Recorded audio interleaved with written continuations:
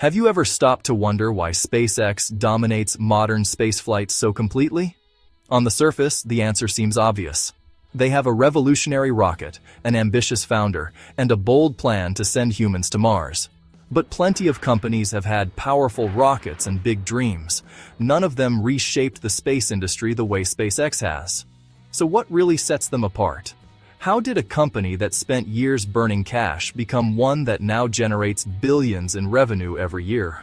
To understand that, you have to look past the hype and examine how SpaceX actually operates. Although SpaceX was founded in 2002, its success story was anything but immediate. For most of its early life, the company struggled. Rockets failed, launches were delayed, vehicles were lost in spectacular explosions, billions were invested with little short-term return. For a long time, SpaceX survived on belief rather than profits. In fact, the company did not truly become profitable until around 2023, when Falcon launches reached a high cadence and Starlink began generating serious revenue. Only then did SpaceX cross the line from survival to sustained profitability. That delay reveals something important. SpaceX was never designed to make money quickly. At its core, SpaceX is not a traditional space exploration company. Yes, Elon Musk's ultimate goal is to make humanity a multi-planetary species, but that vision forced the company to confront a more immediate problem: the cost of getting to space.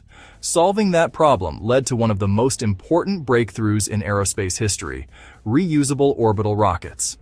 SpaceX's development approach was radically different from industry norms. Instead of slow, conservative testing, the company embraced rapid iteration. Build a rocket, fly it. If it explodes, collect the data, fix what failed, and try again.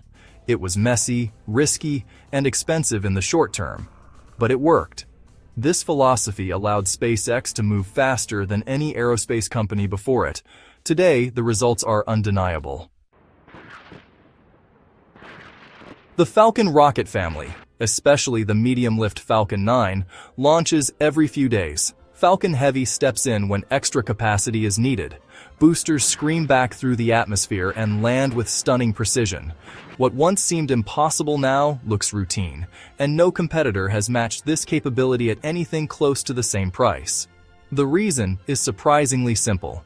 Imagine if every time you drove your car to work, it was destroyed at the end of the trip. You would need a new car every day. You could take a taxi, but their cars are destroyed too, making it even more expensive. You could carpool, which helps slightly, but you're still splitting the cost of a disposable vehicle. Now imagine a new taxi company appears with reusable cars. They are expensive to develop, so rides are not instantly cheap. But over time, the cars keep coming back. Costs fall. Eventually, the company makes real money and even sells parts of its reusable technology to others. That is SpaceX. Manpower and manufacturing are the most expensive parts of rocket production. SpaceX cuts those costs by reusing major components. In 2018, Elon Musk explained that the Falcon 9 booster accounts for about 60% of the rocket's cost, with payload fairings adding another 10%. By recovering both, SpaceX avoids discarding roughly 70% of the rocket's most expensive hardware.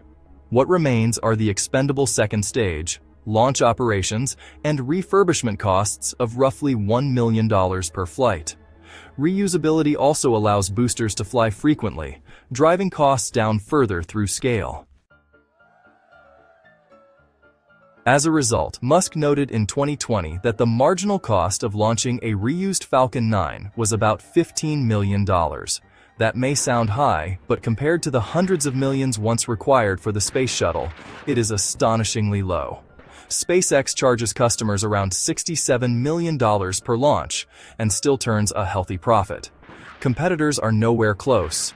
Most have not fully embraced reusability, and their cost per kilogram to low Earth orbit remains several times higher. At this point, it is widely accepted that if you want to launch a satellite into most Earth orbits, SpaceX will offer the lowest price. Whether the company loses money on individual launches is largely irrelevant to customers. The advantage is undeniable. Launch prices vary based on payload size, mass, and orbital requirements. Missions that require higher orbits or full fuel burns, which prevent booster recovery, cost more. But reusability is not just about hardware. It is about launch cadence. Refurbishing a booster takes far less time than building a new one. Without reusability, SpaceX could not launch nearly as often as it does. Instead, the company maintains a relentless schedule. And honestly, that pace is a major reason its costs remain low. Rockets, however, are only part of the story. Another critical factor is SpaceX's obsession with vertical integration. The company builds as much as possible in-house, unlike traditional aerospace firms that rely on vast networks of contractors. Those legacy approaches often lead to bloated budgets and slow progress. SpaceX learned this lesson early. Former propulsion CTO Tom Mueller recalled a contractor quoting over a year and hundreds of thousands of dollars to deliver a single valve. SpaceX decided to build it themselves. Within months, their engineers had a working solution. That experience defined the company's culture. "We passionately avoid space vendors," Mueller later said. Over time, SpaceX became deeply vertically integrated. Engines, structures, avionics, flight computers, and software are largely produced under one roof. The company even acquired specialized suppliers, including a parachute manufacturer, to eliminate dependencies. With a cheap and reliable rocket, customers followed. NASA came first. In 2008, SpaceX won its initial contract to deliver cargo to the International Space Station using Dragon. During its first decade, roughly half of the approximately $1 billion SpaceX spent came from government funding. Since then, the numbers have grown dramatically.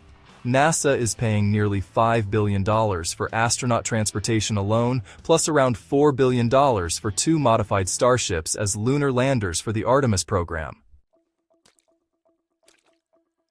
Other countries also rely on SpaceX. Regions such as parts of Europe and South Korea sometimes use Falcon launches because they lack vehicles capable of meeting their mission needs. The military is another major customer. Despite appearances, the United States military does not have an independent orbital launch capability. It operates missiles and defense systems, but none can place payloads into orbit. When the military needs access to space, it depends on NASA or private providers. Even NASA's own space launch system flies rarely, costs staggering amounts, and has a schedule booked years in advance. While the government oversees space policy, private industry does the launching. As a result, Falcon 9s and Falcon Heavies regularly carry payloads for the United States Space Force, the National Reconnaissance Office, and the Department of Defense. Classified missions command higher prices due to security and infrastructure requirements. Taken together, the picture is clear. SpaceX dominates spaceflight not because of a single rocket or a single vision, but because it transformed the economics of access to space. Reusability slashed costs. Vertical integration accelerated development. High launch cadence reinforced both.